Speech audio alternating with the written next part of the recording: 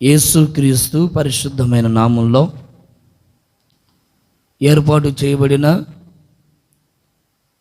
ఈ పునరుద్ధానపు ఆరాధనకి కూడి వచ్చిన దేవుని బిడ్డలైన మీ అందరికీ నా హృదయపూర్వకమైన ప్రేమ వందనాలు. అందరికి వందనాలు, స్తోత్రాలు. యేసయ్య మిమ్మల్ని అందరినీ దీవించి ఆశీర్వదించునుగాక. హల్లెలూయా.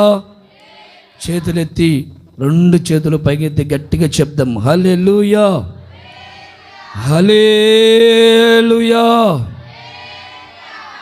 చాలా సంతోషం. గడిచిన వారములో ప్రభు మనకి ఒక చక్కటి వాగ్దానం చేశారు. యెరూషలేములో ఉన్న వారిని ఆనందింప చేయడమే కాదు, వారిని హర్షించు వారిగా చేస్తాను అని ప్రభు వాగ్దానం చేశారు. నిశ్చయముగా ఈ మాసములో ఒక హర్షధ్వనులు మీరు వినేటట్లుగా, ఆనందధ్వని మీ హృదయాలలో పుట్టేటట్లుగా ప్రభువే ఒక నూతనమైన కార్యములు ఈ మాసములో జరిగించునుగాక. ఆమేన్, హల్లెలూయా. వాగ్దానాలని విశ్వసించండి.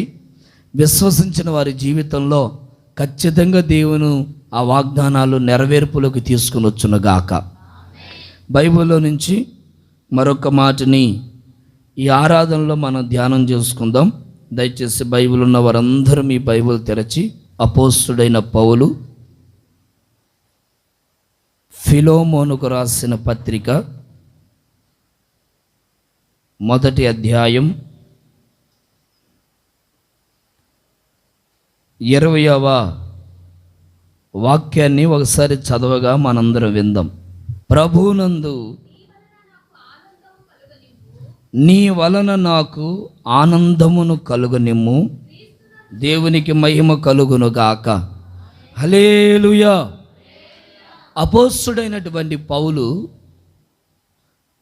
చెరసాలలో ఉండి ఈ ఫిలోమోను అనే తన జత పనివానితో రాస్తున్నటువంటి ఒక శ్రేష్టమైన పత్రిక ఇది. ఏ సందర్భాల్లో రాస్తున్నారంటే, ఖైదీలుగా ఉండి, చెరసాల్లో ఖైదీగా ఉండి, ఆ శ్రమల మధ్యలో, ఆ భయంకరమైనటువంటి ఆ చీకటి ప్రదేశాల మధ్యలో ఉండి ఈ ఫిలోమోనుకి రాస్తున్నటువంటి పత్రికలో ఉన్న అంతరార్థం ఏంటి? ఇక రాయబడినటువంటి మాట ఏంటంటే, ప్రభువునందు నీ వలన నాకు ఆనందమును కలుగనిమ్ము. ప్రభు వలన, నీ వలన నాకు ఆనందము కలగనిమ్ము. ఈరోజున మనిషి కుటుంబాన్ని మనం కొంచెం గమనించి చూస్తే, ఒకరిని బట్టి ఒకరికి ఆనందం అనేది చాలా తాత్కాలికంగా కనబడుతుంది. వినండి శ్రద్ధగా. నీ కుటుంబంలో నువ్వు కట్టుకున్నటువంటి నీ భర్త ద్వారా నీకు ఆనందము కలగకపోవచ్చు. నీ భార్య ద్వారా నీకు ఆనందము కలగకపోవచ్చు. నీ పిల్లల ద్వారా లేదా నీ తల్లిదండ్రుల ద్వారా నువ్వు ఆశించినటువంటి ఆనందం ఒకవేళ వారి ద్వారా నీకు కలగకపోవచ్చు. కానీ దేవుడు బైబిల్లో చక్కగా పరిశుద్ధాత్మ ద్వారా పౌలు గారితో రాయిస్తున్న మాట ఏంటంటే, ఓ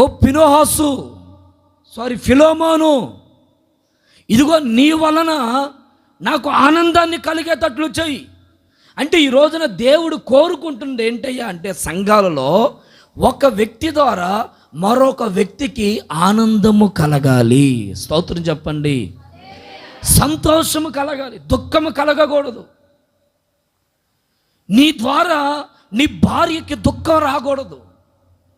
నీ ద్వారా నీ భర్తకి దుఃఖము కలగకూడదు. నీ ద్వారా నీ కుటుంబ సభ్యులు దుఃఖాక్రాంతులై ఉండకూడదు.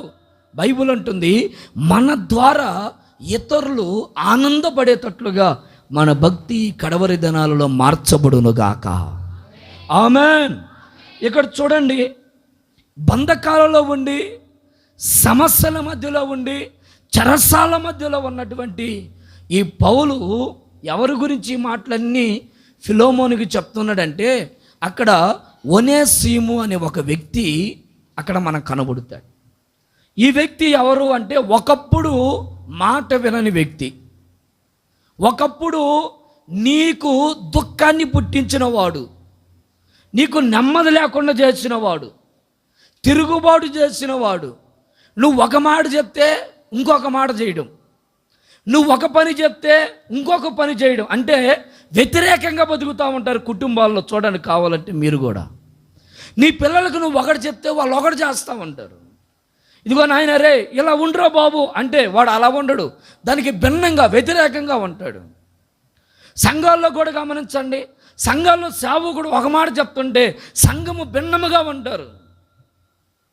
విశ్వాసుల్లో కూడా గమనించండి, ఒక విశ్వాసం అమ్మ మనం ఇట్టుందాం అనుకుంటామా, వాళ్ళకు వ్యతిరేకంగా ఉంటారు, భిన్నాభిప్రాయాలుగా, వ్యతిరేకపు మనస్తత్వం. ఈ ఒనేసిముది కూడా ఇదే స్వభావం, ఇదే బ్రతుకు అతడి జీవితంలో బతుకుతూ ఉన్నాడు.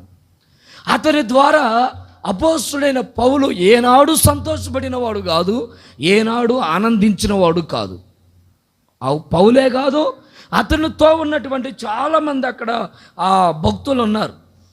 వీళ్ళందరూ కూడా ఇతని ద్వారా ఏ రోజు సంతోషపడినట్లుగా బైబిల్ చెప్పట్లేదు. ఇంత దుర్మార్గంగా, ఎంత వ్యతిరేకంగా, ఎంత అనాలోచనగా ఉంటున్న ఈ వ్యక్తి గురించి మళ్ళీ ఇప్పుడు పౌలేమంటారంటే, అయ్యా ఫిలోమోను, ఒకప్పుడు ఒనేసిము మనందరికి ఆనందాన్ని కలుగు చేయకుండానే ఉన్నాడు, దుఃఖాన్ని పుట్టించేవాడుగానే ఉన్నాడు, బాధను పుట్టించేవాడుగానే ఉన్నాడు. అయితే ఇప్పుడు నేను ఒక మంచి సాక్ష్యం చెప్తున్నాను, అతడు మారిపోయాడు. స్తోత్రం చెప్పండి.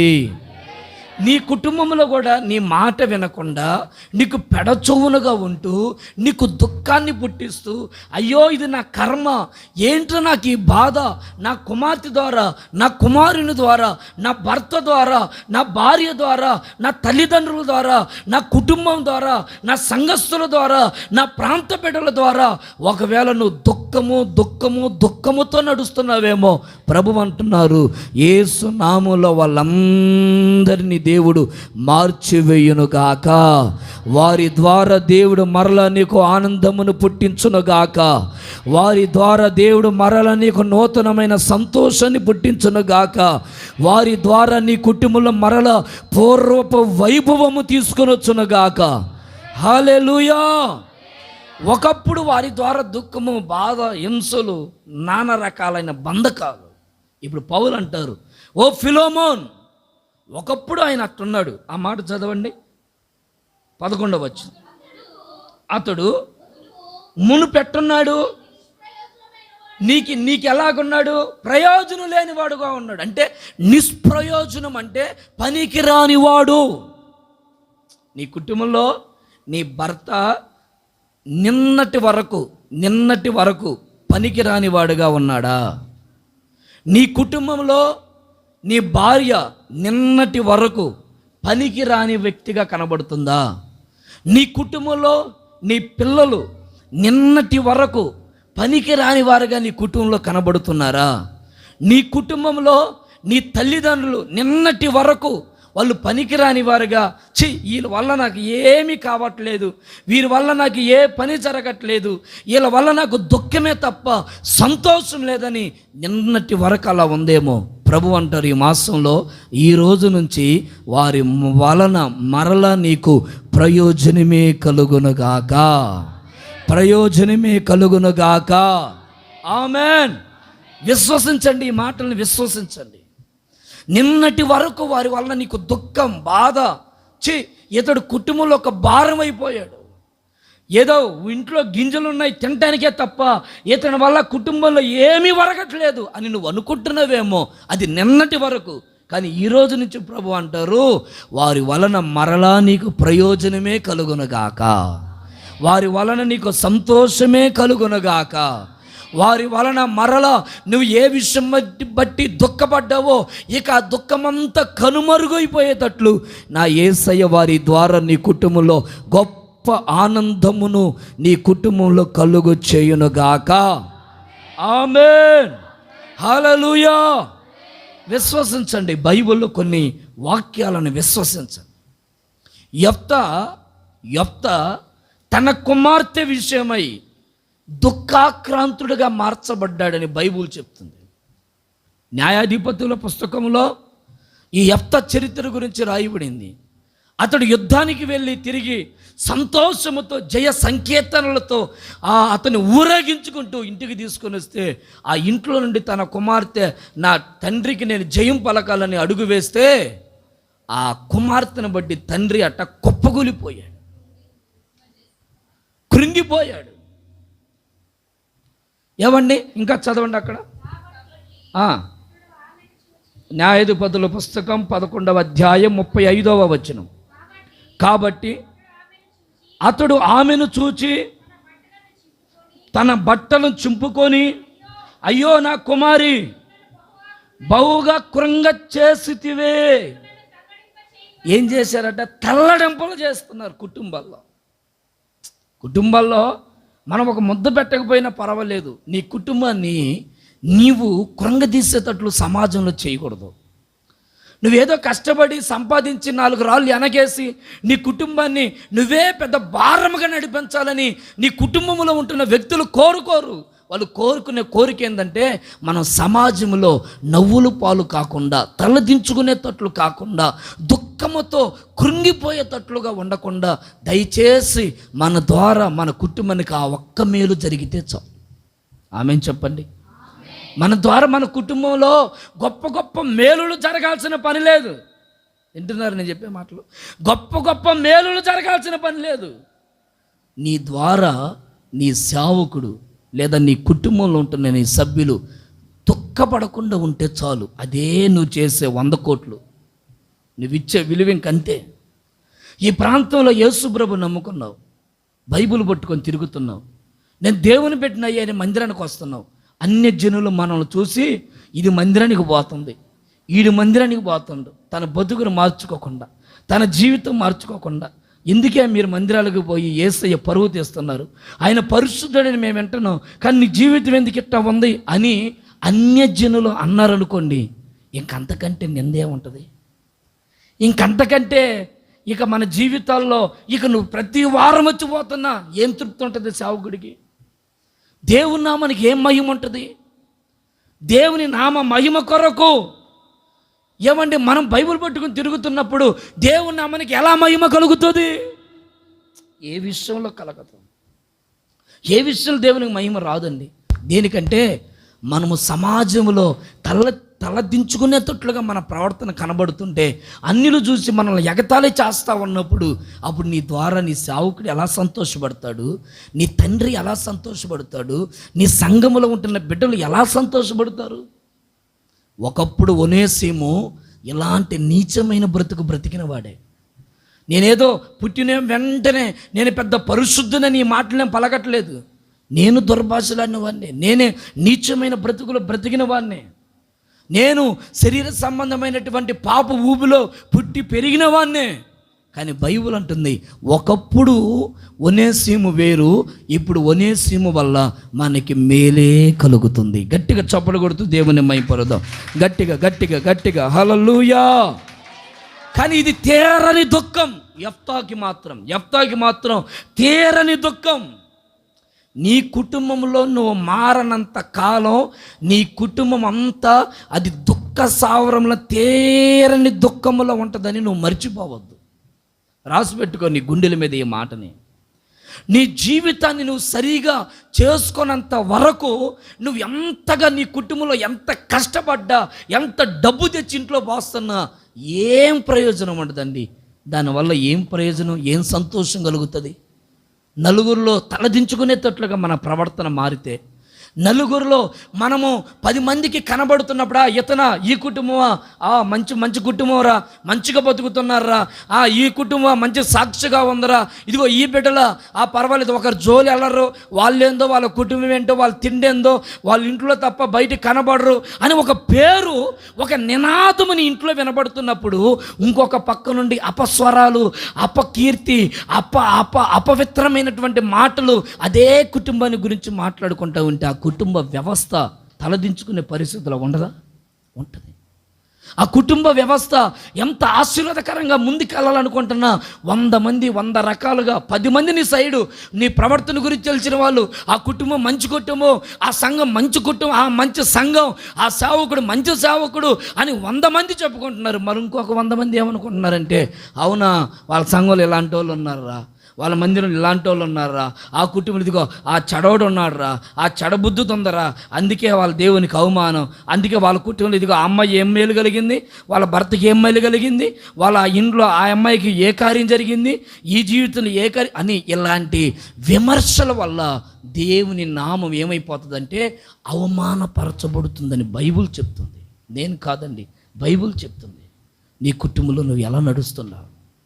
ఒకప్పుడు మనందరం ఏదో తప్పుడు దారిని నడిచాం, ఏదో తెలుసో తెలియకో బూతులు మాట్లాడాం, తెలుసో తెలియకో సినిమాలు చూసాం, తెలుసో తెలియకో తాగి తందనాలాడాం, తెలుసో తెలియకో ఏదో శరీర సంబంధమైనటువంటి పనులు చేయలేదని నేను అన్ను. ఎందుకంటే నేను చేశాను కనుక, నేను పొర్రపాటున నేను చేయలేదని నేను అన్ను, చేశాను. కానీ ఈరోజు ఆయన రక్తముతో నన్ను కడిగి పరిశుద్ధపరిచి ఆయన మహిమ కొరకు నన్ను నిలబెట్టుకున్నాడు. దేవునికి మహిమ కలుగును గాక. నన్నే కాదు, మనందరం ఇక్కడ నిలబడ్డమంటే అది కేవలం దేవుడు తన రక్తముతో మనల్ని కడిగి ఆయన సాక్షి కొరకే ఇక్కడ మనల్ని నిలబెట్టుకున్నారు. Amen, amen.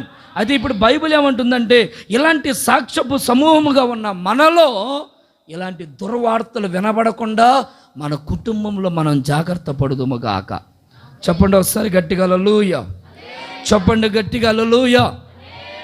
యెఫ్తా బ్రతికినంత కాలం ఆ లోటు అలాగే ఉందండి. అదే దుఃఖం, అదే బాధ. నీ కుటుంబంలో ఏదో ఒక సంవత్సరం ఉంటే పర్వాలేదు, ఏదో ఒక నెల ఉంటే పర్వాలేదు, జీవితాంతం నీ కుటుంబాన్ని నువ్వు వేధించడానికి ఇష్టపడమాకు. జీవితాంతం నీ పిల్లల్ని గాయపరచడానికి ఇష్టపడమాకు. జీవితాంతం నీ భర్తని వేధించడానికి నువ్వు ఇష్టపడమాకు. జీవితాంతం నీ తల్లిదండ్రుల్ని దుఃఖపరచడానికి నువ్వు ఇష్టపడమాకు. జీవితాంతం నీ కుటుంబ వ్యవస్థని పాడు చేసుకోవద్దు. ఇంతకు మొన్నటిదాకా నీ కుటుంబం నీ ద్వారా అవమానపడింది. ఈరోజు మరలా నిష్ప్రయోజనంగా ఉన్న నిన్ను దేవుడు ప్రయోజనకరమైన వ్యక్తిగా మారుస్తున్నాడు కనుక ఆ నిష్ప్రయోజనమైన జీవితాన్ని వదిలిపెట్టి ప్రయోజనమైన జీవితం కొరకు కొంచెం ఆనందాన్ని నీ బిడ్డల కలగనిమ్ము చాలు. డబ్బులు తీసుకుని వచ్చి ఏం పెడితే ఏం ప్రయోజనం? కొంచెం ఆనందాన్ని నీ కుటుంబంలో నీ బిడ్డకు అందించు. కొంచెం ఆనందం నీ ద్వారా నీ కుటుంబానికి ఆనందం అందేటట్లు చేయి. నీ కుటుంబంలో తల ఎత్తుకొని సమాజంలో నీ కుటుంబ వ్యవస్థ నడవడానికి నీ కుటుంబంలో కొంచెం ఆనందకరమైన మేలు చేయి. అదొక్కటే దేవుడు నిన్ను కోరుకుంటున్నాడు. ఈ ఒనేసిము గురించి దైవజనుడు పౌలు అంటారు, ఫిలోమోన్, నేను కూడా ఒకప్పుడు ఇతని వల్ల చాలా బాధపడ్డానయ్యా, చాలా నష్టపోయానయ్యా, చాలా అవమానపడ్డానయ్యా, చాలా బంధకాల్లో బంధించబడ్డానయ్యా. ఇతడు నాకు వద్దు అనుకొని వదిలేశానయ్యా. కానీ మరలా ఇతడు మారిపోయాడు. ఇతని జీవితం మార్చుకున్నాడు, ఇతని కుటుంబాన్ని మార్చుకున్నాడు, ఇతని పద్ధతిని మార్చుకున్నాడు, ఇతని విధి విధానాన్ని సరి చేసుకున్నాడు. ఏదో నటిస్తూ కాదు, ఏదో 10 మందిని మెప్పించి కాసేపు మభ్యపెట్టి మరలా మన రంగంలో మన తిరగాలని కాదు. ఇతడు నిజముగానే మారిపోయాడు. నా మాటిను ఓ ఫిలోమోను, నా మాటిను ఇదిగో ఇతని బట్టి నువ్వు సంతోషపడతావు, ఇతను చేర్చుకో అని ఈ దైవజనుడు ఆ ఒనేసిమును అప్పగించాడు. Praise the lord, praise the Lord. ఇప్పుడు దేవుడు నీకు అప్పగించిన వాటిలో కూడా నువ్వు చాలా జాగ్రత్తగా బతకాలి. దేవుడు నీకు అప్పగించిన కుటుంబంలో, దేవుడు నీకు అప్పగించినటువంటి ఈ కుటుంబ వ్యవస్థలో కూడా నువ్వు చాలా పద్ధతిగా నడుచుకోవాలి. నీ భర్తన లేకపోతే నీకు అప్పగించిన చెడిపోయిన వాళ్ళని దేవుడు నీకు అప్పగించాడు. మంచోళ్ళని అప్పగిస్తే అందరం మంచోళ్ళం అయితే ఇంకెందుకు ఈ భక్తి? అవునా కదండి? అందరం మంచోళ్ళం అయ్యి అంటే ఇంకెందుకు ఈ రకంగా మనం కొట్టడం? చెడిపోయిన బాగు చేసుకోవడానికి దేవుడు మనకు అప్పగించాడు. చెడిపోయిన కుటుంబాలను కట్టుకోవాలి మనమే. అక్క వేస్తారక్క వినాలి. చెడిపోయినటువంటి నీ పిల్లల్ని సరి చేసుకోవాలి నువ్వు. చెడిపోయిన నీ భర్తని వాక్యము ద్వారా, లేకపోతే నీ ప్రార్థన జీవితం ద్వారా, లేకపోతే నీ ప్రేమ కలిగిన మాట ద్వారా వాళ్ళని సరి చేసుకోవాలి. నీ బుద్ధి ఇంతే, నీ వంకర జీవితం ఇంతే, నువ్వు మారో అని నీ మీద మరలా అయిష్టపడకూడదు, వ్యసనపడకూడదు, బాధపడకూడదు. నీ ప్రవర్తన ద్వారా నువ్వు మార్చుకోవాలి. చెడిపోయిన వారిని మార్చుకోవడానికే దేవుడు నీకు చెడిపోయిన భర్తను అప్పగించాడు, చెడిపోయిన భార్యను అప్పగించాడు, మాట వినని కుటుంబాన్ని అప్పగించాడు. దేనికంటే వాళ్ళని నువ్వు లోపరుచుకొని వాళ్ళని దేవుని సన్నిధిలో అనుకూలంగా మార్చుకొని నీ ప్రేమతో నీ కుటుంబాన్ని సరి చేసుకుంటావని. స్తోత్రం చెప్పండి. హల్లెలూయా. ఇదే పెద్ద గయ్యాలయ్యా, ఈడ పెద్ద గయ్యోలుడయ్యా అని నువ్వే అనుకుంటా ఊరు మొత్తాన్ని చెప్పుకుంటే నువ్వేం బాగు చేసుకుంటావు నీ కుటుంబాన్ని? ఆలోచించండి. నీ పిల్లలు నువ్వేం బాగు చేసుకుంటావు? ఒకవేళ నీకు తెలుసు ఉండొచ్చు నీ కోడలు గయ్యేలదని, ఒకవేళ నీకు తెలుసు ఉండొచ్చు నీ కోడలకి గర్వం పట్టింది, లేకపోతే అది మంచిది కాదని ఒకవేళ నీకు తెలిసేమో, ఒకవేళ నీ కూతురు గురించి నీకు తెలిసేమో, లేకపోతే నీ అల్లుడు గురించి నీకు తెలిసేమో, లేకపోతే నీ కుమారుని గురించి నీకు తెలిసేమో. నీ కుమారుని నీ కూతురుని నువ్వు వెనకేసుకున్నట్లుగానే నీ అల్లుడిని నీ కోడలను కూడా అలాగే వెనకేసుకుంటూ సరి చేసుకుంటూ మన లోపాలన్నిటిని వెనక దాచిపెట్టుకొని ముందు మనం సంతోషంగా కుటుంబాలను కట్టుకోవాలి. Praise the lord, praise the Lord. తల్లి కోరుకునేది ఏంటంటే తన బిడ్డని వెనకేసుకుని వచ్చింది. ఏ తల్లి అయినా ఎంత కసాయితనంగా తన బిడ్డన్నా ఆ తల్లి ప్రేమ నవమాసాలు మోసి కని పెంచింది కనుక వాడు ఎంత గాయపరుస్తున్నా ఆ తల్లి ప్రేమ అతన్ని వెనకేసుకొని వస్తూనే ఉంటుంది. అలాగే నీ కుటుంబంలో ఉంటున్న బిడ్డలను కూడా నువ్వు వెనకేసుకుంటూ రావాలి. అలాగని ఏదో తప్పు చేస్తే దాన్ని సమర్థించాలి, దాన్ని సరి చేసుకోవాలని చెప్తున్నాను. నీ బిడ్డను నువ్వు కట్టుకోవాలి. ఎవడో వచ్చి కడుగుతాడా నీ కుటుంబాన్ని? నీ భర్తను ఎవడో బాగు చేస్తాడు, నువ్వు బాగు చేసుకోవాలి. నీ ప్రేమ కలిగిన మాటతో నువ్వు బాగు చేసుకోవాలి. అయ్యా ఏమండి ఇదిగో ఇలా ఉండమాకు, అమ్మ ఇదిగో ఇలా ఉండమాకు, పిల్లలారా ఇట్టు ఉండమాకండ్రా, మీకు ఏది కావాలో నేను తెచ్చి పెడతాను, ఇట్టుండండి అయ్యా అట్టుండని నీ మాటతో నీ ప్రవర్తనతో నీ జీవితాన్ని నువ్వు కాపాడుకుంటూ నీ కుటుంబాన్ని నువ్వు కట్టుకోవాలి. నిష్ప్రయోజనమైన వ్యక్తే ఇతడు ఒనేసిము, కానీ ఆ ఒనేసిముని తీసుకుని వచ్చి ఆయనకు అప్పగించాడు. ఇప్పుడు ప్రయోజనకరమైన వ్యక్తిగా మారాడు. నువ్వు మార్చుకుంటేనే నీ కుటుంబం బాగుపడుతుంది. స్తోత్రం చెప్పండి ఒకసారి. నువ్వు కట్టుకుంటేనే నీ కుటుంబ వ్యవస్థ మహిమకరంగా మారుద్ది. ఆమెన్. నీ పిల్లలు నువ్వు కట్టుకోవాలి. ఎవరో కడతారా? ఎవరో కట్టరండి. నీ కుటుంబంలో నీ పిల్లలు నువ్వు కట్టుకోవాలి, నీ భర్త నువ్వు బాగు చేసుకోవాలి, నీ భార్య నువ్వు బాగు చేసుకోవాలి, నీకు అప్పగించినటువంటి వ్యవస్థను నువ్వు సరి చేసుకోవాలి. నీ మీద పెట్టిన భారం అది. వాళ్ళ గురించి ఉపవాసం ఉండు, ఏడు, పశ్చాత్తాపడు, నా భర్తను మార్చేయనడు, నా పిల్లలు మార్చేయనడు, నా కుటుంబాన్ని కట్టు, ఉపవాసం ఉండి ప్రార్థన చేయి. నోరు తెరిచి అందరూ చెప్పుకుంటాం నా భర్త మారలేదు, నా పిల్లలు మారలేదు, ఇదిగో వాడు ఎట్టున్నాడే, ఇప్పుడు ఆడ తిరుగుతుండే, వాడు ఇంటి దగ్గర ఎప్పుడు ఉండాలి సరిగా, ఆ రోడ్ల మీద జరగడం ఊరంతా చెప్పుకుంటుండవే. ఏసైకి చెప్పు, అయ్యా నా బిడ్డ ఇట్టుంటున్నాడయ్యా, నా బిడ్డలో ఉందయ్యా, నువ్వు కాపాడయ్యా, నీకు అసాధ్యమైనది ఏముందయ్యా, నా కుటుంబాన్ని కట్టయ్యా, నా పిల్లల్ని కట్టయ్యా అని నువ్వు కన్నీళ్ళు ఎందుకు కార్చలేకపోతున్నావు కన్నీళ్ళు అంటే నీ కుటుంబాన్ని కట్టుకోవాల్సిన ఆ పశ్చాత్తాప జ్ఞానం నీలో రావట్లేదు. పౌలు అక్కడ చెరసాల్లో ఉన్న అంటున్నాడు, నేను నిన్ను నమ్మాను. ఎవరు నమ్మాడు చెప్పండి? ఫిలోమోని నమ్మాడు. ఫిలోమో నేను నిన్ను నమ్మాను, నువ్వు కడతావు నాకు తెలుసు, నేను నిన్ను నమ్మే, ఇదిగో ఈ బిడ్డ నీకు అప్పగిస్తున్నా, నీ వల్ల నాకు దయచేసి బాధను పుట్టించమాకయ్యా, ఆనందాన్ని పుట్టించయ్యా, దయచేసి నువ్వు మరలా నాకు బాధను రేపమాక, వాడిని వదిలే మాకు అయ్యా, ఇదిగో వీడు మాట ఇంటలేదు, వీడు పనికిరాడు అని అదే చూపుతో చూడమాకు. ఈ రోజున కుటుంబం పాడవడానికి ప్రబలమైన కారణం ఏంటో చెప్పనా? నువ్వు మారేవన్నా నువ్వు మారలేదురా, నువ్వు మారేవన్నా నువ్వు మారలేదు, నువ్వు మారేవన్నా నువ్వు మారలేదు. ఏది నీ చూపంతా ఎప్పుడో చూసిన చూపే నీ కుటుంబంలో ఉంది కనుక అతడు మారాడన్నా నువ్వు నమ్మట్లేదు. ఒరే నేను బాగుపడ్డానన్నా నువ్వు నమ్మట్లేదు. ఎందుకంటే నీ చూపంతా ఆ రోజు చూసినట్టే చూస్తున్నావు. గడిచిన దినాల్లో అతని పాపమే నీకు గుర్తొస్తుంది, గడిచిన దినాల్లో అతడు ఆడిన దుర్భాషలు నీకు గుర్తొస్తున్నాయి తప్ప ఈ రోజున ప్రభు చెంతకు వచ్చి పశ్చాత్తాపడి నన్ను క్షమించయ్యని ఏడ్చి ఒక్కేలు పెట్టుకొని పశ్చాత్తాపడి కుటుంబంతో బాగుండాలనుకొని అతడు ఎంత దగ్గరికి రావాలి, ఎంత సంతోషంగా ఉండాలన్నా నువ్వు అంగీకరించలేకపోతున్నావు. కారణం అది నీ మొండితనం కాదా? కారణం లేకపోతే నాకే భక్తి ఎక్కువ ఉంది, అసలు నేను పెద్ద పరిశుద్ధురాల్ని, నువ్వేందరు తాగుబోతుడివి, నువ్వేంది తిరిగిపోతుడివి, నువ్వేంటి మాట వినని వ్యక్తివి, అసలు నువ్వేంటి అసలు మందిరానికి రావు అన్నట్లుగా అతను మనం ధృవీకరించాలని కాదు, ఆ భర్త నీకు అప్పగించింది, ఆ భర్తను దేవుడు నీకు అప్పగించింది. ఎందుకంటే అతని గాయాన్ని కట్టి అతని బలహీనతల్లో నుంచి అతన్ని విడిపించి అతన్ని బాగు చేసుకొని మరలా నీ కుటుంబాన్ని చక్కబరుచుకొని సంతోషముగా నువ్వు దేవుని మందిరంలో అడుగు పెట్టుదువుగాక. స్తోత్రం చెప్పండి, చేతులెత్తి గట్టిగా హల్లెలూయా, హల్లెలూయా. నీ కడుపు పుట్టిన బిడ్డనైతే నువ్వు చేదరించుకుంటావా? ఏమండి, నీ బిడ్డనైతే నువ్వు చేదరించుకుంటావు, ఆ బిడ్డను బాగు చేసుకోవడానికి ఎంత కష్టపడతావు, ఎంత బాధపడతావు. నీ కుటుంబం కూడా అదేనండి. నీ భర్త కూడా అలాంటి వాడే, నీ భార్య కూడా అలాంటిదే, నీ తల్లిదండ్రులు కూడా అలాంటి వాళ్ళు. ఏదో మంచి చెడ్డ తెలుసో తెలియకో దుర్భాషలు ఆడుతూ ఉంటారు, నీచమైన మాటలు మాట్లాడుతూ ఉంటారు. తెలుసో తెలియకో ఆ బిడ్డల పరిస్థితులు అట్లా ఉంటాయి. కానీ వాక్యం వింటున్నా ఏదో మందిరానికి వెళ్తున్నాను ఆ భ్రమలో ఉండొద్దు. మందిరానికి రా, మంచిదేగా, వాక్యం నువ్వు మంచిదేగా, బాగా ప్రార్థన చేసుకో. అలాగని నీ పిల్లలకి, నీకు, నీ భర్తకి, నీ భార్యకి, నీ తల్లిదండ్రులకు సంబంధం లేకుండా భక్తి చేస్తే ఆ భక్తిని దేవుడు ఎలా అంగీకరిస్తాడు? అంగీకరించలేడు. సంబంధం లేకుండా భక్తి చేస్తే ఆ భక్తిని దేవుడు కోరుకుంటాడు అనుకుంటున్నావా? కోరుకోడండి, దేవుడు కోరుకోడు. ఎందుకో పరిశుద్ధాత్మ దేవుడు ఈ పూట ఇదిగో ఈ మాటలు నా హృదయంలో అసలు లేవు, కానీ ఎందుకో పరిశుద్ధాత్మ దేవుడు నాతో ఈ మాటలు మాట్లాడిస్తూ ఉన్నాడు. దయచేసి నీ కుటుంబాన్ని అజాగ్రత్తతో ఉండి నువ్వు కట్టుకోవద్దు.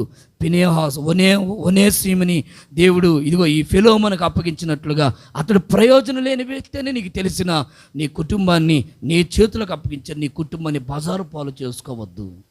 అది ఒక దైవజనుడిగా నా మనవి. ఒక దైవజనుడిగా నా కోరిక ఏంటంటే, నీ పిల్లోడు చేతకాని వాడే, నీ పిల్లోడు సినిమాలు సీరియాలు మందాగేవాడే, అలాగని నీ పిల్లోడు నిన్ను దుర్భాషలు ఆడొద్దు. వాడి చేతగాడి పనికిరాడు ఎదవా అని నాచమైన బూతులను తిట్టద్దు. ఎందుకంటే నీ బూతులే నీ బిడ్డకి ఇంకా పనికిరాని వాడిగా అయిపోవటానికి మారుతాయి. నీ మాట చాలా పవర్ఫుల్, అది నీకు అర్థం కాదు. దేవుని నమ్ముకున్న బిడ్డలో నోటి మాట చాలా పవర్ఫుల్. అందుకని నీ పిల్లలను నువ్వు ఎప్పుడు దూషించద్దు, తిట్టద్దు. నువ్వు పనికిరావురా, చేస్తా మే, నువ్వు పనికిరావమే, నా కడుపును చెడబుట్టావమ్మాయి, నువ్వు అసలు నువ్వు దేనికి ఉపయోగపడవని ఎప్పుడు నీ నోటితో ఆ మాటలే మాట్లాడొద్దు. ఎందుకంటే ఆ మాట నీ బిడ్డకి తీర్పు తీరుస్తుంది. నీ బిడ్డ పనికి రాకుండా పోవటానికి నువ్వే కారణం అవుతావు. నీ బిడ్డకి మంచి ఉద్యోగం రాకుండా నీ నోరే మార్చబడుతుంది. నీ బిడ్డ మంచి పెళ్ళి కాకుండా నీ నోరు అడ్డుపడుతూ ఉంటుంది. నీ బిడ్డ భవిష్యత్తు ఆశీర్వాదకరంగా ఉండకుండా నీ నోరే మారుతూ ఉంటుంది. అందుకని నీ నోటిని కాస్త అదుపులో పెట్టుకొని జీవితాంతం దుఃఖంలో ఉండకుండా యెఫ్తాలాగా నువ్వు ఉండకూడదని నేను ఈ మాటలు చెప్తున్నాను. యెఫ్తా జీవితాంతం మనోదుఃఖముతో బతికాడట.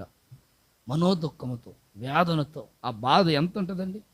ఎంత బైబిల్ చదివితే ఆ దుఃఖం పోయిద్ది, ఎంత తిండి తింటే ఆ దుఃఖం పోయిద్ది. ఏమండి, ఎంతగా ఒకవేళ ఎంత వాక్యమన్నా కాసేపు ఎంటున్నంతసేపు కొద్దిగా ధైర్యంగా ఉంటున్నా, మరలా ఇంటికి పోతే నీ బిడ్డలను చూసినప్పుడు, పరిస్థితులను చూసినప్పుడు, ఇంట్లో ఉన్న వాతావరణం చూసినప్పుడు మరలా నీ మనసంతా అయ్యో నా కుటుంబం ఇలా ఉందే, నా పిల్లలు ఇలా ఉన్నారే, నా కుమార్తె ఇట్ట ఉందే, నా భర్త ఇట్టున్నాడే, నా భార్య, ఇదే ఆలోచనలు తిరుగుతూ ఉంటలేదా మైండ్లో? నీ కుటుంబాన్ని నువ్వు కట్టుకుంటేనే నీ కుటుంబ వ్యవస్థ నిలబడుతుందని పరిశుద్ధాత్మ దేవుడు నీతో మాట్లాడుతున్నాడు. Amen, amen. ఒక్కరోజైనా నీ భర్తతో ప్రేమగా మాట్లాడు. ఒక్కరోజైనా నీ పిల్లలతో ప్రేమగా కూర్చోబెట్టుకొని ఒక ముద్ద అన్నం తినమ్మని ప్రేమగా ఒక ముద్ద అన్నం పెట్టు.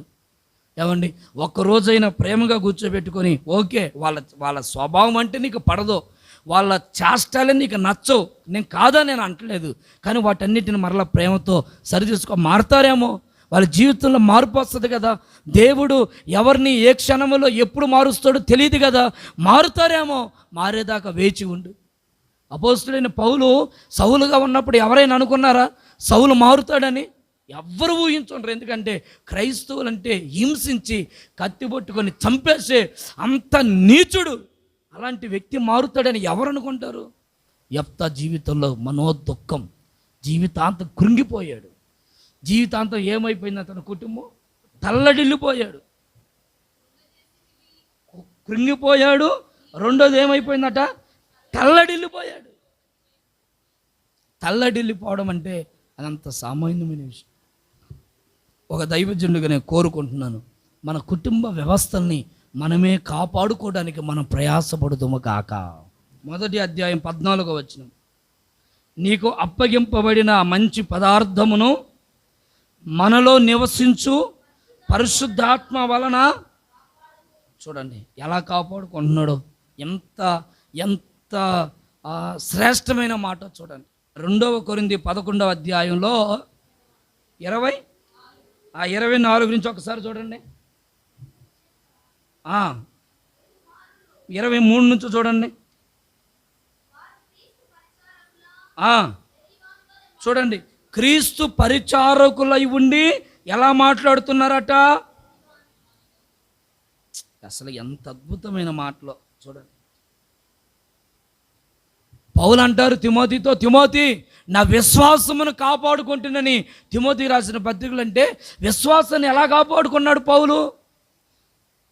ఇప్పుడు మనం భక్తి చేస్తున్నాం, చక్కగా మందిరానికి వస్తున్నాం, మనకి ఏ శోధన రాకపోతే అప్పుడు మనం నిలబడతాం ఆత్మలో. అవునా కాదంటారా చెప్పండి? ఏమన్నా శోధన వస్తే మనం విశ్వాసంలో నిలబడతామా? ఇతడికి ఎన్ని శోధనలు వచ్చినాయి తెలుసా? ఏదో ఊరక మాట రాయలేదు.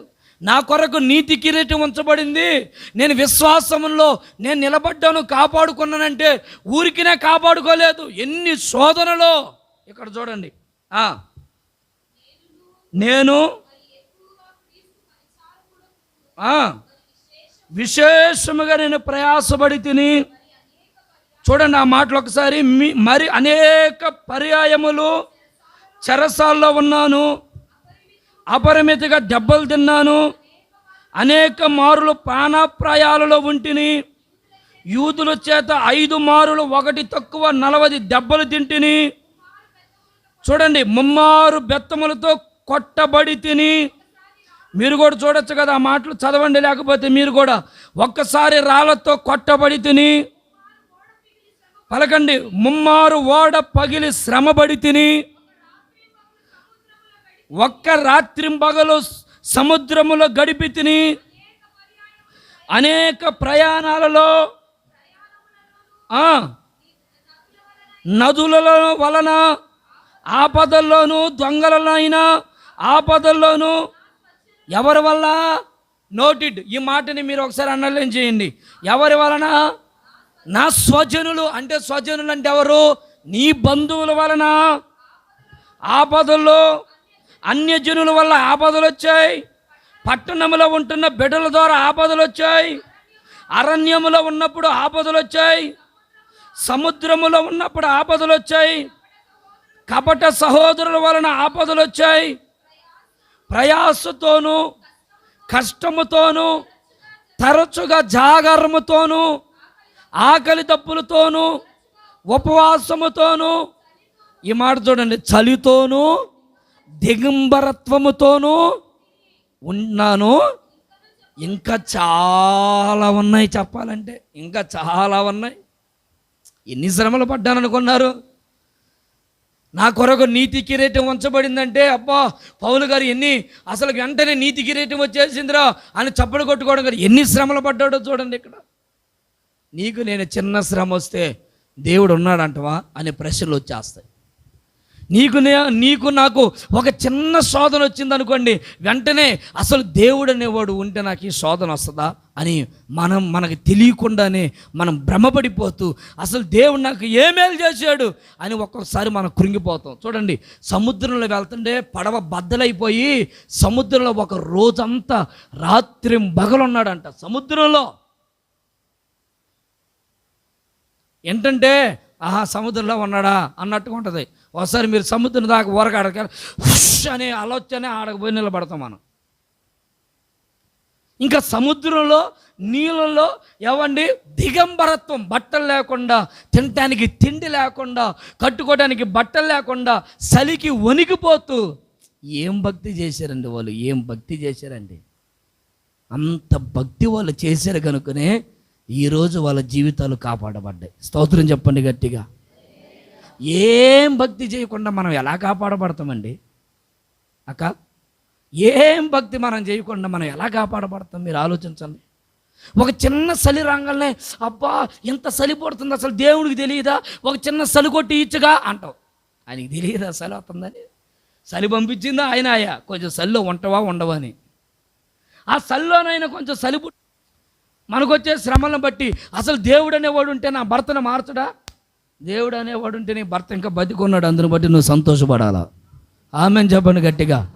ఆ రోజుల్లో ఒకవేళ పౌలు వాళ్ళ అమ్మ ఎన్ననుకుందో, అసలు దేవుడు ఉంటే ఈ పౌలు బతికే, ఈ సౌలు భార్యవాడు కాదా అని ఎన్ననుకొని ఉందో. మన గురించి కూడా అనుకుంటా ఉంటాం కదా, మన ఇంట్లో మనం కూడా అనుకుంటలా. ఏమన్నా అనుకోమా? ఒక సరైన ఎగ్జామ్ రాస్తాను, అసలు దేవుడు ఉంటే ఖచ్చితంగా ఇప్పుడు నేను రాసి అవన్నీ పాస్ అవ్వాలనుకుంటాం మనం. మన పిచ్చి బ్రహ్మ, నువ్వేం చదవో ఆడకపోయి మాత్రం రాయాలా, టకటకటక రాయాలా. పరిస్థితి నీకు తెలియదు.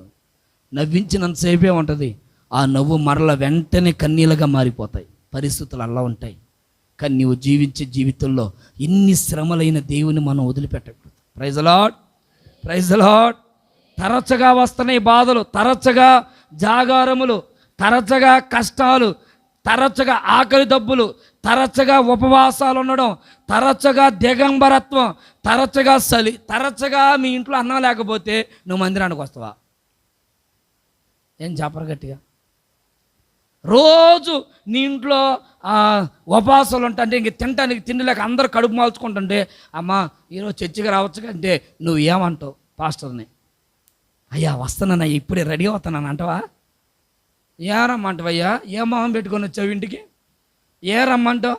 3 రోజుల నుంచి పిల్లలు, సరే నేను ఎట్టగట్టయ్యా, ఈ పిల్లలు కూడా అన్నం లేకుండా బతుకుతున్నారు, ఏ మొహం పెట్టుకుని రమ్మంటావు చర్చికి అని నిలువును మాట్లాడతావు పాస్టర్ని. మాట్లాడమా? ఎక్కడ అంటారు? నేను ఎందుకండి, ఇంటికి వచ్చినప్పుడు చూపిస్తారు ఆ ప్రతాపం. ఏమైనా మేలు కలగకపోతే అప్పుడు చూపిస్తారు మన ప్రతాపం కదండి. పౌలు గారికి ఎన్ని శ్రమలు, లెక్కలేని ఎన్ని ఆపదలు వచ్చాయి. ఇక్కడ యేసుప్రభు ఒక్కసారే కొరడా దెబ్బ తినింది. ఈయన ఎన్నిసార్లు తిన్నాడు? 5 సార్లు. ఒక కొరడబ్బా ఎందుకు కొడతారు? ఒక శిక్ష ఎందుకు వేస్తారు? ఏదో తప్పు జరిగితే కదా. ఇది చేసిన తప్పు ఏమి లేదు, ప్రభువుకి సువార్త చెప్పడమే, దేవుని మాటలు చెప్తున్నా. 5 సార్లు కొట్టారు ఇంట్లో ఉన్న వాళ్ళు, బంధువులు, స్నేహితులు అందరూ. ఇదిగో అసలు యేసు ప్రభువుని నమ్ముకున్నందుకే మనకి శోధన వచ్చింది అని తీసుకోబోయి ఆ కర్రకు ఆ చెట్టు కట్టేసి కొరడా తీసుకొని పేట కొడుతుంటే శరీరం అంతా కందిపోతే, అమ్మా కొట్టేశారు అయిపోయిందా, దేవునికి స్తోత్రం, ఈరోజు ఆదివారం అని బైబిల్ పట్టుకొని పౌలు మందిరానికి వెళ్తుంటావు. ఆమె చెప్పండి, నువ్వు నేనేం చేస్తావు? మాట్లాడేందండి. ఇంకా బైబిల్ పట్టుకుంటామా? ఎవరైనా ఇంట్లో వాళ్ళు ఉంటే అమ్మ చర్చి లేదు గిచ్చలేదు ఎవరు పోయి అసలు కొరడా డబ్బులు ఎట్టగొట్టాడు వాడు కనికరం లేకుండా, ఇవన్నీ వాతలు పొంగిపోతే అసలు దేవుళ్ళు అడిగి వెళ్ళాడు, దేవుడు వద్దు నాకేమొద్దు, అసలు చర్చి వద్దు ఏమొద్దు అంటాం. ఒక్క చిన్న ఆపదకే అసలు దేవుడు ఉన్నాడనే ప్రశ్న మనం వేస్తున్నామంటే ఈ భక్తుడికి ఎన్ని శోధనలు. నేను గడిచిన దినం దాని గురించి ధ్యానిస్తుంటే అసలు వాస్తవానికి నా కళ్ళ మీద అలా నీళ్లు తిరిగాయి. ఇన్ని బాధలు పడి కూడా దేవుని వదిలిపెట్టలేదా ఈ భక్తులు? ఎంత బాధపడి కూడా యేసయ్యను వదిలిపెట్టలేదా? ఈరోజు నేంటి చాలామంది నేను అనుకున్న జరగలేదు, అసలు దేవుడు ఉంటే నాకు చేస్తాడు కానీ వదిలేస్తున్నారే మందిరాలని. నేను అనుకున్నది ఏం జరగలేదు, అసలు నేను చర్చికి రానంటున్నారే. ఒరే ఈ రోజున చాలామంది ఏదైనా మేలు జరిగితేనే ఇదిగో ముందు మేలు కలిగితే మందిరానికి వస్తామంటున్నారే. ఈ భక్తుడికి ఇన్ని శోధనలేంటి, ఇన్ని బాధలేంటి, ఇన్ని అవమానాలేంటి? ఏమండి, తిండి లేక గతి లేక ఈ మాటలు చెప్పలేదు ఆయన. తిండి లేక గది లేక ఈ మాటలు అపోస్తుడైనటువంటి పౌలు రాయలేదు. ఈ మాటలు బెత్యాలతో కొట్టబడ్డాడు, వాడ పగిలి శ్రమ అనుభవించాడు, గ్రామంలో ఆపదలు, ప్రయాణాల్లో ఆపదలు, దొంగలు, స్వజనులు. మన బంధువులు ఏం చేస్తారట? స్వజనులు అంటే ఎవరమ్మా? స్వజనులు అంటే ఏం చేస్తారు? మన ఇంట్లో వాళ్ళు అన్నప్పుడు నీకేమనిపిస్తుంది అంటే, బయట వాళ్ళు అంటే పెద్ద పట్టింపు ఉండదు, కానీ ఇంట్లో వాళ్ళు అంటే నిజమే లెస్సబలిగితివే నాయన. ఇప్పుడు అవ్వ దగ్గరికి వచ్చి సాతాను మోసం చేస్తే ఇప్పుడు అదే సాతాను మళ్ళీ ఆదాము దగ్గరికి వచ్చి మోసం చేయొచ్చుగా? చేయలేడా? చేయొచ్చుగా. కానీ ఆదాము నమ్మడు. ఎందుకంటే ఆదాము ఎవరి మాట వింటాడు? స్వజనుల మాటే వింటాడు. అందుకని చిన్నగా అవ్వ వచ్చింది. మన స్వజనులే మనల్ని ఏం చేస్తారంటే ఆడిస్తూ ఉంటారు, నెమ్మది లేకుండా చేస్తూ ఉంటారు. బయట వాళ్ళు కాదు, మన స్వజనులు చెప్పిన మాట వినరు. బాగా కూర్చో అని అనుకుని కాలు చెప్తారు. యాకోబు కుమారులను బట్టి కూడా యాకోబుకు దుఃఖం కలిగిందని ఆదికాండం 42వ అధ్యాయంలో రాయబడింది. యాకోబుకి తన కుమారులను బట్టి ఏం కలిగిందట? దుఃఖం కలిగిందని రాయబడింది. ఇదంతా ఇంట్రడక్షన్. ఇప్పటిదాకా నేను చెప్పిందంతా ఇంట్రడక్షన్. మూలవాక్యంలో ఇంట్రడక్షన్ చెప్తా వచ్చాను. కొంచెం ముగిచ్చేస్తాను. నా ముగింపు మాటగా ఏంటంటే, దయచేసి నీ దుఃఖాన్ని జీవితాంతం నువ్వు పెట్టుకోవద్దు. అది నేను చెప్పే సలహా.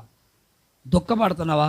దేవుని దగ్గరకు వచ్చి, అయ్యా నా భర్త దారి దుఃఖం ఉందా, సరి చేసుకో, నీ కుటుంబం నువ్వు కట్టుకో, నీ పిల్లలు నువ్వు కట్టుకో, నీకు అప్పగించిన వారిని నువ్వు కాపాడుకునే బాధ్యత నీదండి. నీ రెస్పాన్సిబిలిటీ అది, నీ హక్కు, నీ బాధ్యత. ఇది నువ్వు భారం అనుకోవద్దు. అయ్యో నా భర్త నాకు భారమే అని నువ్వు అనుకుంటే అది భారమే. నీ పిల్లలు నీకు ఎప్పుడు భారం కాదు, నీ కుటుంబం నీకు ఎప్పుడు భారం కాదు. అలాగే నీ కుటుంబాన్ని నువ్వు మోసుకొని ఆ బాధ్యతను వహిస్తే ఖచ్చితంగా దేవుడు నీ కుటుంబంలో ఉన్న దుఃఖమంతా కొట్టివేసి ఆనందమే వారి ద్వారా నీకు కలుగునుగాక, సంతోషమే వారి ద్వారా నీకు కలుగునుగాక, ఆశీర్వాదమే వారి ద్వారా నీకు కలుగునుగాక. అలే మన వలన ఎప్పుడు ఆయనకి ఆనందము కలుగుతుంది. స్తోత్రం చెప్పండి ఒకసారి గట్టిగా. ఈ మాటలు వచ్చే వారంలో 3 మాటలు చెప్తాను, పార్ట్ బి లాగా వచ్చే వారంలో చెప్పి క్లుప్తంగా ముగిచ్చేస్తాను. సరే, అందరూ లేచి నిలబడండి, చిన్న ప్రార్థన చేసుకుందాం. దయచేసి ఒక చిన్న ప్రార్థన చేసుకో. నీ కుటుంబాన్ని నువ్వే లీడ్ చేసుకోవడానికి నువ్వు కట్టుకోవాలి. నీ భర్త మూర్ఖుడే కావచ్చు, నీ భార్య మూర్ఖురాలే కావచ్చు, నీ కుటుంబాన్ని నువ్వు కట్టుకునే బాధ్యత దేవుడు నీ కుటుంబానికి ఇచ్చాడు. నీకెన్నో శ్రమలు రావచ్చు, అలాగని దేవుని వదిలిపెట్టడానికి కాదు ఆ శోధనలు. దేవుడు వద్దు దీవుడొద్దు అని దేవుని తృణీకరించడానికి కాదు ఈ శ్రమలు. ఈ శ్రమలు ఎన్నదగినవి కావు. అపోస్తలుడైన పౌలు అంటారు, ఈ శ్రమలలో ఒకవేళ నన్ను ఎన్ని వెంబడించినా క్రీస్తు ప్రేమ నుండి ఎవరు నన్ను వేరు చేయలేరు. క్రీస్తు ప్రేమ అమూల్యమైనది బిడ్డలారా. ఆ ప్రేమను నువ్వు గుర్తుపడితే, ఆ యేసయ్యను నువ్వు గుర్తుపడితే, ఆ త్యాగమును నువ్వు గుర్తుపడితే నీ జీవితంలో ఇక ఎన్నడూ నువ్వు దుఃఖపడవు, ఇతరులకు దుఃఖక్రాంతుడిగా నువ్వు కనబడవు. యేసయ్యా, నేను దుఃఖాక్రాంతుడిగా ఉండకూడదయ్యా. యేసయ్యా, నన్ను దుఃఖాక్రాంతుడిగా ఉంచొద్దు ప్రభువా అని మనసారా ప్రార్థన చేసుకో. నీ కుటుంబంలో నువ్వు భారం అవ్వకూడదు బిడ్డలారా. నీ కుటుంబంలో నువ్వు కుటుంబానికి తలపోటుగా ఉండకూడదు. నీ కుటుంబంలో నువ్వు అయ్యో ఈ బిడ్డ ఎందుకుంది నా కుటుంబంలో అని నీ కుటుంబంలో ఉన్నవారు అనుకోకూడదు. వాళ్ళకు నువ్వు భారం అవ్వకూడదు. నీ కుటుంబంలో నీ భర్తని బట్టి నువ్వు ఆయన కట్టుకో, సరిచేసుకో. ఒకప్పుడు నీకు పనికిరాని వాడే, కానీ ఇప్పుడు దేవుడు నీకు పనికొచ్చేటట్లుగా ఆయన చేయడానికి శక్తి కలిగిన వాడు. నా భర్తని మార్చుకుంటానయ్యా, నా పిల్లల్ని మార్చుకుంటానయ్యా, నా భార్యను మార్చుకుంటానయ్యా, నా తల్లిదండ్రులు మార్చుకుంటానయ్యా. నాకు ఒక్క అవకాశం ఇవ్వు ప్రభువా. తోటమాలి బ్రతిమలాడినట్లుగా ఒక్కసారి దేవుని బ్రతిమలాడుకో. తోటమాలి దేవుని సన్నిధిలో తండ్రి నాకు ఒక్క అవకాశం ఇవ్వయ్యా అని అడిగినట్లు నువ్వు దేవుని సన్నిధిలో ఒక్క అవకాశం కొరకు అడుగు. నీ పిల్లల కొరకు ఒక అవకాశం అడుగు. నీ కుమార్తె కోసం ఒక్క అవకాశం అడుగు తల్లి. నీ కుమారుని కోసం ఒక్క అవకాశం అడుగు. నీ భర్త కోసం ఒక్క అవకాశం అడుగు. నీ భార్య కోసం ఒక్క అవకాశం అడుగు. అయ్యా, నా బిడ్డలను మార్చుకుంటానయ్యా, నాకు అవకాశం ఇవ్వయ్యా. ఇప్పుడు దాకా నీ మాటలను బట్టి నీ భర్తను గాయపరిచేవేమో, నీ భార్యని గాయపరిచేవేమో, నీ పిల్లల్ని గాయపరిచేవేమో, నీ తల్లిదండ్రులు గాయపరిచేవేమో. నేను అలా ఉండనయ్యా. నా కుటుంబాన్ని నా ద్వారా వాళ్ళు బాధపడకూడదు ప్రభువా. నేను పనికొచ్చేటట్లుగా మార్చుకుంటాను. నేను నీ మీద నమ్మకం ఉంచాను ఫిలోమోన్, నేను నిన్ను నమ్మాను. ఒనేసిముని ఖచ్చితంగా నువ్వు పరిచర్యలో వాడుకుంటావని నేను నమ్ముతున్నాను.